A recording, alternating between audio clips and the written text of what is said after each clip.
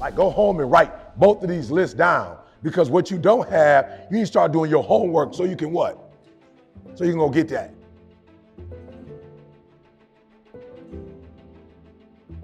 So a dude screamed to me the other night, "Hey, Will, I want to be an actor, man. I want to be an actor just like you." You know, usually people say stuff to me like that. I'm like, "Yeah, man, you know, you can do it." Give them an encouraging word. But I was just sitting here thinking, and it dawned on me, 99% of people that say stuff like that are not willing to do what it takes to make their dreams come true. The Marines have a saying, everybody wants to go to heaven, but nobody wants to die. And that's just real. At the center of bringing any dream into fruition is self-discipline. You know, something as simple as food and eating. It's not about your body as much as it is about your mind. It's getting command of your mind to be able to choose actions that are in your own best interest.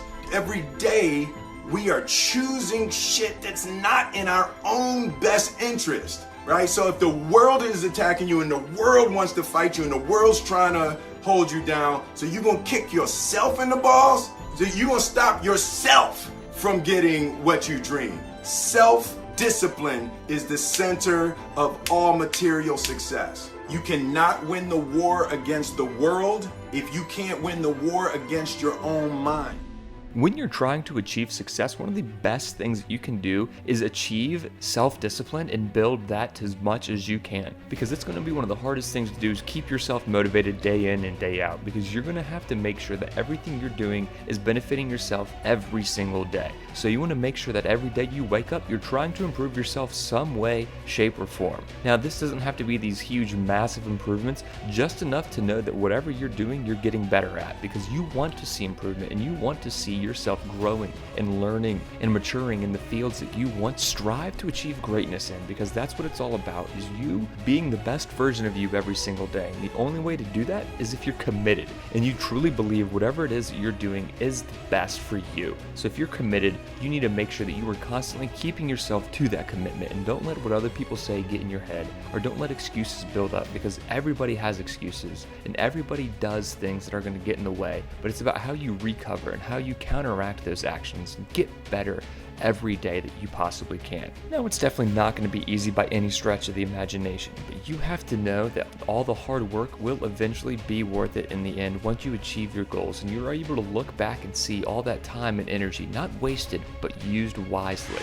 I believe that self-discipline is the definition of self-love. That when you say that you love yourself, that means that you have behavior towards yourself that is loving. It's like you say to yourself, "Hey man, look, I know you want to eat that pizza and it'll be really good, you know, but I can't let you eat that, man, because if you eat that pizza, you're going to feel like shit, you know, and I love you too much to let you eat that." And I think the word discipline has kind of gotten a bad name. We think about it in terms of punishment. I'm not talking about discipline in that way. I'm talking about discipline in the sense that you forego immediate pleasure for the exchange of long-term self-respect. Self-love is when you say to yourself, "Oh man, look, I know you and that girl got a real connection. I know y'all vibe,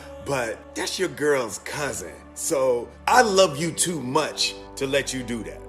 I need you to do me a huge favor. I need your appetite. So ET, why 3 o'clock in the morning? Why don't you sleep? My appetite. I said, ET, I want more. I can do more. If I accomplish this without a father, if I accomplish this with my mom being a teenage mom, if I accomplish this as a high school dropout, now that I have people like Glenn in my life, now that I have people like Bob Proctor in my life, now that I have people like John Maxwell in my life, what can I accomplish now? If I can accomplish these things from this start, now that I'm at this place, knowing what I know now, what can I accomplish? And I want you to think about that. I want you to think about more than just what you're going to do financially, more than what you're going to do in this industry in the next 3 years, right? More than that, I ask you the question, what's your appetite? What are you going to do that will ensure that when the alarm clock goes off, that you are already up 10, 20 minutes before your alarm clock goes off? Why? You've heard me say it before, no alarm clock needed. My passion wakes me up. Listen to me, no alarm clock needed. When Glenn said 6 o'clock, I don't know how it happened,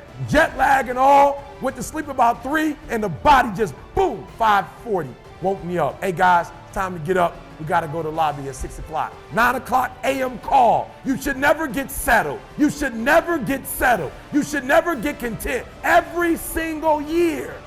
Listen to me. Emmitt Smith said this at the end of the commercial. Emmitt Smith said, all men are created equal. Some work harder in preseason. I'm gonna say it again because you might have missed it. All men are created equal. Some work harder in preseason.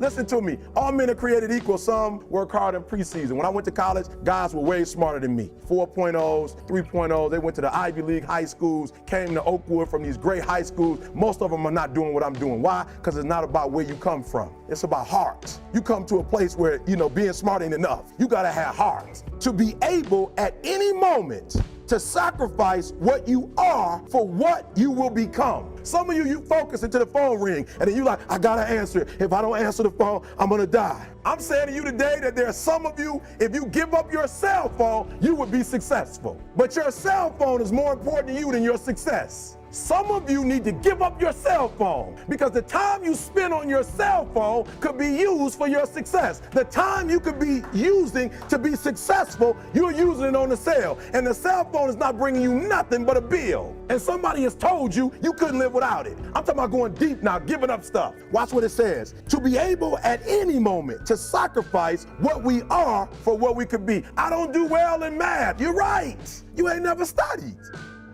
So thank you all so much for watching this video. If you haven't already, please go ahead and like the video, subscribe to the channel if you're new, and let us know what you thought down in the comment section down below.